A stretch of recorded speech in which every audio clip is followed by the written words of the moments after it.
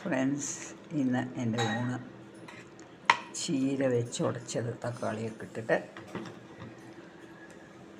പിന്നെ നല്ല പുതിന മല്ലിയില ചമ്മന്തി പുളിയിട്ട് അരച്ചത്,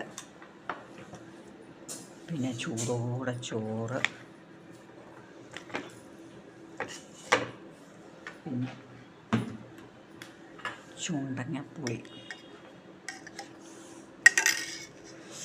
ചൂടുണ്ട്, അതുകൊണ്ട് കൈ ചൂടണു.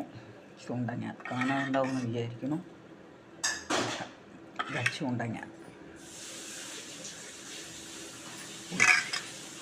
പിന്നെന്താണ് മത്തൻ തോരൻ.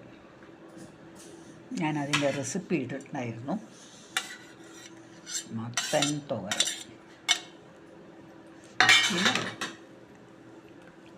തൈര്.